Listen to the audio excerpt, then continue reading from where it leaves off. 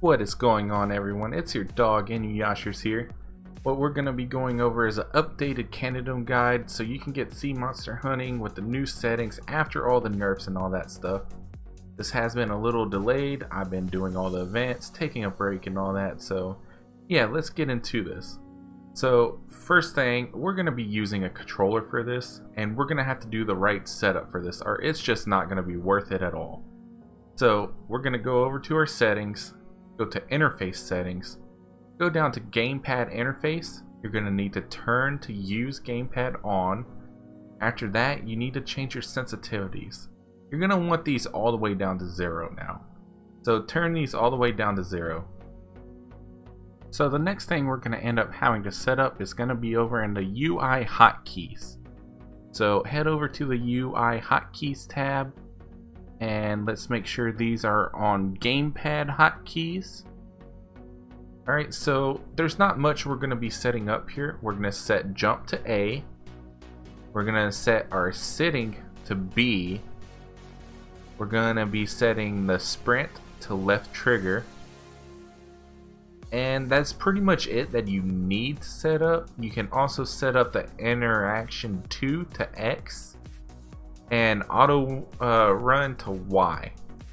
Now I'll go over what all these things do in a bit, but let's go over the next really important settings that we're going to have to do. So as you can see, we're in remastered mode. Everything's pretty, right? Well, there's one problem with that. When we go to display and look at this, actually we're getting really good frames.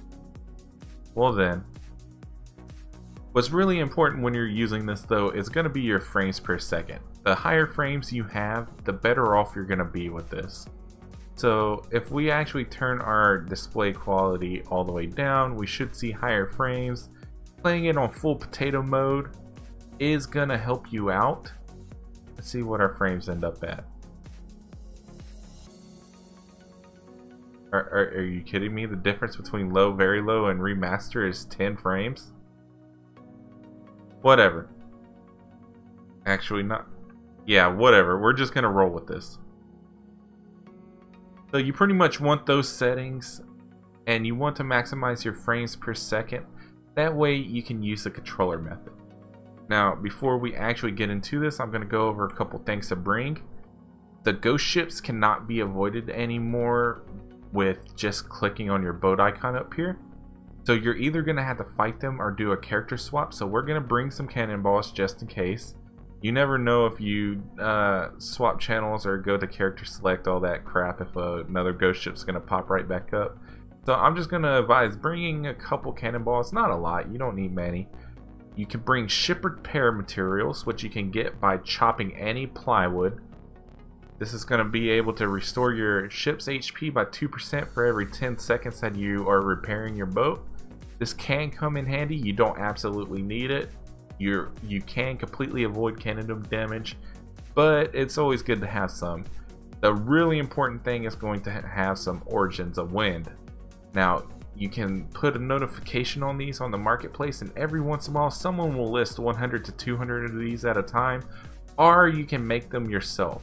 It's made in a workshop in Portaferia, and it's made by using 2 glue, 2 shining powder, and 2 breezy crystals.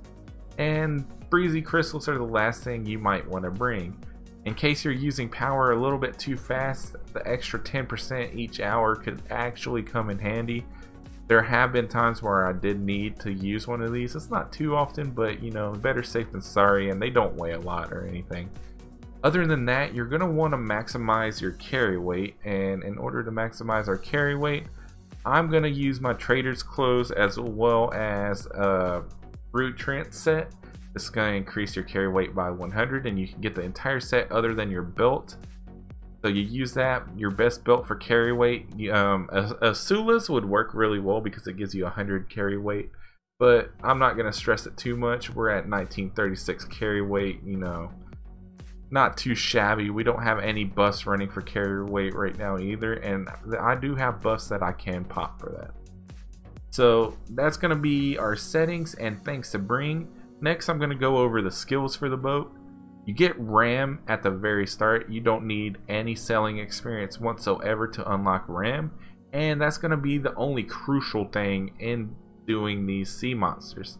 So technically, you can go on a boat for the first time in your life, learn to steer the boat how I'm going to be teaching you, and you would be good to go. You don't have to have any selling EXP, but there are some things that come in handy. Power Excel, for example, it makes you accelerate rapidly instead of starting off very slow. This is going to help you whenever you're in a situation where you just really want to move. Breezy Cells is basically sprinting in a boat. You use shift and forward, or in our case it's going to be left trigger and forward. And what this is going to do is it's going to make your boat move much faster, and overall it's going to help you with your time between Candidums as well as going out to Candidums. And if you're selling back, which you do have another option other than selling back, which we'll get into later, but it will help you with that. Quick retreat, honestly, I don't even notice a difference between my normal, as you can see I'm above professional 1. I don't even notice a difference between normal retreat and quick retreat, but apparently that's a thing. And the rest of them you're probably not going to get to because they're going to take forever to unlock. So we're not going to go over those. So there goes the skills. Now, next thing I'm going to explain is the actual turning of the boat. Now there's going to be something called a lock. As you can see, I am turning extremely rapidly, right? I'm almost turning in place. Now we're going to go over something called a lock. You notice while I'm turning quickly, all I'm doing is using my camera, which is going to be the right joystick, and you'll notice that the tip of the boat is chasing my crosshairs. Now if you see that I lose that lock where it's not locked in place, I all of a sudden stop moving. So we go over this and I lose my lock, you can see that I all of a sudden stop moving fast. But if I don't lose my lock, all of a sudden I'm turning like a Beyblade. This is going to be extremely important because losing your lock in a kill can be the difference between pulling in 4-minute kills and pulling in, you know, like 8-minute kills. It can absolutely kill your kill speed. And this is where your frames per second comes in. You have high frames per second, you're less likely to lose that lock. You're more likely to be able to turn like this, and yeah. So our frames per second matter a whole lot in this case, and that's what a lock is. Next thing I want to go over is how to avoid losing your lock. Well, first thing I'm going to say is if you just slam your joystick, you're most likely going to lose your lock. You don't want to just start slamming the joystick, or this is pretty much going to happen. You're going to start turning and then your camera's going to move too fast, so your crosshair outruns your boat. You can think of it like that. And if you start off fairly gentle with it and move it over, it's going to be much smoother. And as you can see, I can pretty much hold the lock right here. I'm going to say I have the joystick about halfway to the side instead of just smashing it. And as you can see, I can just spin in place all I want. I'm not losing my lock at all. So that's going to be very important. You can't just be really aggressive with your joystick. You're going to have to actually, you know, be tender with it. There's so many innuendos right there. Oh Lord. Alright, so that's pretty much how you do the lock. I suggest being in port, practicing not losing your lock at first. Once you got it to where you can do your spins pretty simple, then you're going to be ready to head out. Alright, so something that I'm going to be showing you is what Hekaroo Rock is. If you're not sure what Hekaroo Rock is, whenever you're sailing out towards Megoria, let's say you're near Koot, there's going to be the most northwestern island over here, and it's basically just a rock. There's going to be a bunch of Hekaroos around here, so that's pretty much what we call Hekaroo Rock. It's going to be the closest island going towards Port Rat, and it's a very good place to know because you can use that in part of your navigation. So if I escape from the map, if we look ahead, you can see this rock ahead of me, and I'm in the Ross Sea, so that's going to be Hekaroo Rock right there. Now I know that big island over there is Koot, and that's just some nobody island, but I usually would suggest starting with Hickory Rock. If you know where that is, it's very easy for you to get to, and you can use that as part of your navigations.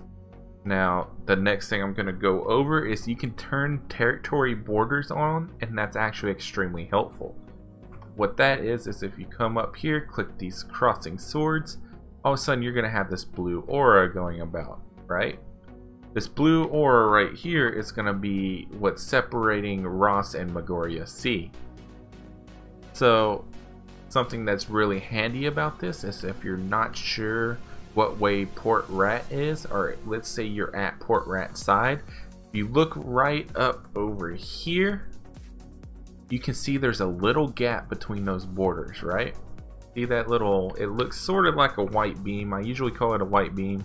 It's not really a beam, but you see that gap over there? That's the direction of Port Rat. That, as well as if you're out there in Magoria Sea, if you can see that little gap right there, which is no longer visible, but it's, you know, straight ahead over here.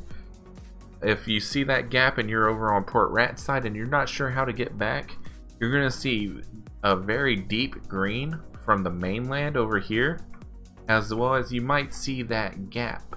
Another thing I like about that gap is Hickory Rock is almost in between that gap and mainland. So that's another reason why I like using Hickory Rock as part of my navigation. Now, there's some things that you might want to know is we look over this way. There's usually an ocean stalker somewhere along that way. There's some coming forward as well. And there's Heckaroos over here. So if you're doing the selling dailies to level up your selling, you have both of those monsters. You're either going to get Heckaroo or you're going to get ocean stalkers from two different NPCs. So they're both going to be in this area. Next thing to take note of is it's going to have you kill some small ships and some large ships. You head towards that little gap over there, you're going to come across all the small ships you need, as well as right before you hit that gap, there's going to be a large battleship. So if you're doing the combat selling dailies, all of it can be used, or all of it can be found using these borders. So that's something that's really neat about it. It's also handy. It helps you know where you're at. So that's a general navigation tip. I'm going to start by sailing towards this border because there's going to be 2 Candidums in between here and there. And once I get up to the top near it, if I take a small right, I can actually hit up a 3rd Candidum. Now, it's not really important for you to know these in particular Candidum spawns. It's just something I know based off of routines I've done in the past.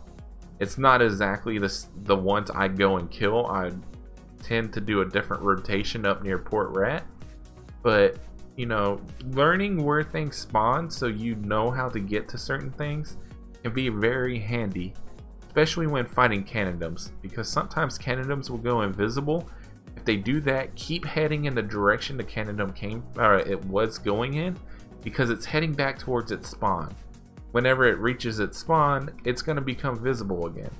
So if you know which way it was heading and you can follow it, you typically can pick up your Candidum kill where you left off and not lose your progress.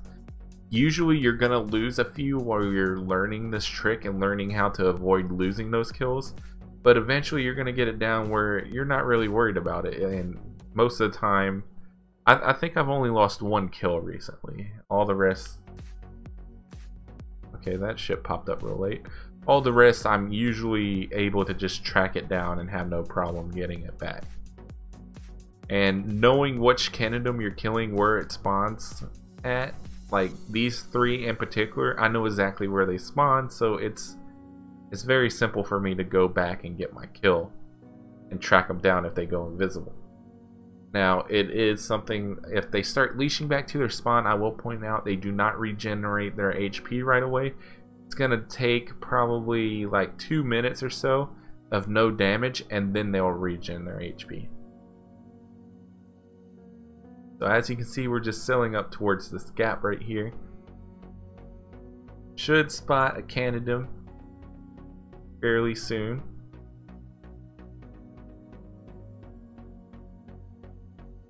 that our sea bunny? That's a heckaroo.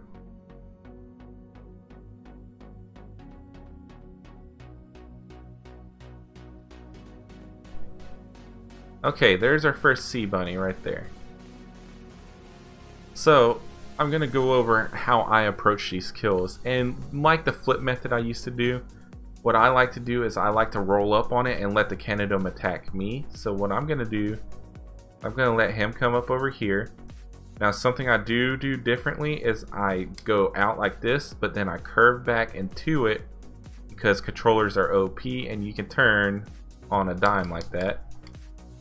And at this point, we're gonna have to just kind of zigzag to get our damage off on the Candidum.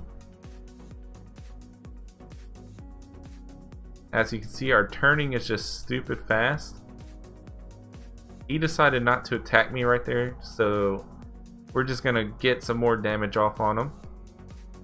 Now he's coming in to attack. I'm gonna swing my boat out like this and slowly swing back towards him. And as you can see, while dodging him, I landed 4 hits of ram on him. So that's pretty much going to be the method we're going to be using for this. He's coming in. Now I will say this, I do press forward on my joystick after my ram whenever he's coming towards me. So if he's coming towards me, I'll show you whenever we get there. So I'm going to just swing my boat back into him, get my damage off. He hasn't started ramming me again, so I'm going to continue ramming. He's coming towards me, so I'm going to swing out. I'm going to take a little bit of damage right there because I was late. I was stuck in that extra ram animation, but it's okay. We can take a hit here and there. That's fine. Just going to kind of zigzag, get him like this. Now he's coming towards me. I'm pressing forward so I can turn my boat fast. And that's what I mean that I press the joystick up. You're going to learn little tricks like that to help not take damage. And it's going to help you just stay out longer, not have to repair on your trips. Which is very nice not having to repair. Now, as you can see, he's diving down. I'm a little bit late on this one. It's because I noticed I was losing my lock. And I just lost my lock 3 times. Okay. So that's a little bit delayed right there. Normally we would have gotten about 4 or 5 hits of ram off on him to do a bit more extra damage, but we didn't get it that time. I might be losing a little bit of frames due to recording compared to normal, but you know, the more frames you have, the less likely you are to lose that lock. And I did that poorly. Instead of zigzagging, I was right on top of him, which is a no-no. As you can see, I lost my lock again. Now, he's not attacking me, so I'm going to continue to ram. And if I wasn't losing my lock, I would be getting some good damage off right there. He's not attacking. It looks like he's leashing back towards a spawn right now. If he keeps going in one direction like this, you're going to be able to just ram him over and over. So just stay on that ass, hold forward, tap B over and over, and you're getting free damage right here. This is actually fantastic when this can happen. You can just get damage after damage after damage, not have to care about anything, not have to worry about dodging them. But as you can see, I'm basically doing this little dance with them. Alright, we're back towards his spawn, so he's going to be diving down. I'm going to take damage because I was stuck in a ram. I'm losing my lock again because I'm being a little bit impatient. When you're losing your lock, typically you're going to be being too aggressive with the joystick. You gotta be very gentle with it at first. Basically learn the feel of it. Okay, he's not attacking, so I'm gonna swing around.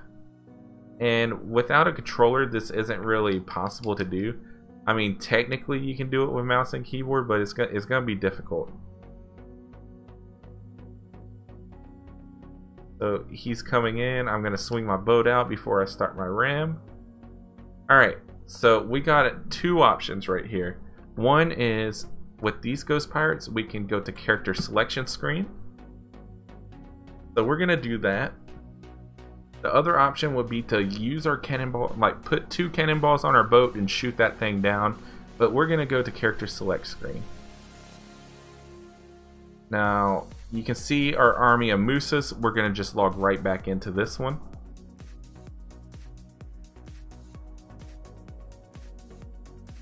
Once we're back in, we're going to click our boat up top. We're going to mount back up, and where's our Candidum? Our Candidum is now behind me, so we're going to circle around, come over here to Mr. Sea Bunny, and he's starting his attack. I'm going to go ahead, go out, circle back in. And as you can see, we did not lose our place in our kill, which is very handy. So that's a way you can avoid the ghost ships, is just going to character selection screen. The other way, you can still kill the ghost ships if you want to. I'm going to eat this hit because I kind of came in at a bad angle. There's just no way for me to avoid that hit, so I'm just going to eat it. Now I'm getting a lot of lag spikes right there, so I'm losing my lock, which is going to result in maybe taking another hit. I'm going to take his hit when he comes up, but not the belly flop. I'm losing my lock a lot. I'm noticing I'm losing it to the left, which is interesting. I'm losing it mainly to the left, not to the right. Might be able to get the kill right there. Alright, so we got the kill right there on the Candidum. And basically, you see the technique we're going to be using. We're basically just swinging it out. Now, other than just the ghost pirates, you might run into a vortex that comes and appears in front of your boat, and that's going to happen when the weather changes randomly. That's going to be part of the way they stop botters. Now, I will say this, those storms are 100% harmless until you get inside them. If you're 5 inches away from it, you'll take 0 damage. If you go into it, you're going to get fucked up. So while you're out fighting and all this stuff, or if you manage to go into one of those vortexes, if your HP ever drops down low, if someone PKs your boat even, what you can do is open up the Pearl shop, go to loyalties, and this Tears of Wind right here will resurrect your boat at 100% power, 100% HP on the spot. So if you're ever in a tricky situation where you lose your boat, or your boat's too low, or you're crippled out at sea, you can always do that and it'll resurrect your boat right underneath you. Alright, so we've gone over those things. What's next to go over? See, we've gone over a kill, we've gone over tears, we've gone over ghosts, covered tornadoes. Alright, so I'm going to show you a way to return to port. Now, this isn't exactly intended, so I probably shouldn't be teaching you this, but I'm going to give you the option anyways and tell you about it. So let's say you're out at sea and you finished your trip. How do you want to go back to town? What one option you have would be is to go to Battle Arena. So if you hit escape, hit Battle Arena, you can go there and you can have a player in Battle Arena PK you. Something I will point out, there's always people fighting on Velia 4 Battle Arena. That's kind of the place to go. So if you're looking to do this, you might want to hop to Velia 4. That way you're not bothering people to come PK you and whatnot. But anyways, what you do is you go into Battle Arena, and while you're dead, what you're going to do is bring up your task manager and close Black Desert. Now, what this is going to do is when you relog, your character is no longer going to be in Battle Arena, because that's only while you're, there online and connected. Your character will be instead back in the ocean, but you're still going to be dead because you didn't revive. Now, while you're dead in the ocean, you have the option to resurrect at the closest town. Something I will say is extremely important is if you do this, make sure there's nothing on your boat. And what I mean by that is make sure its inventory is empty. If its inventory is empty, you can then just remote collect your boat wherever you are. If you have something in the boat's inventory, you might screw yourself, so be a little bit careful about that. But that is an option if you're way out at sea. If you have a SSD and your computer loads real fast, you can basically go back to town in like a 2-minute process of relogging and dying in Battle Arena. So that's something you can do to help speed up your trips. So yeah, I think that's where we will end it off here. I hope this has helped you out. If you have any questions, feel free to ask. I'm more than happy to answer them. You all take care. Have a wonderful day. Peace, peace.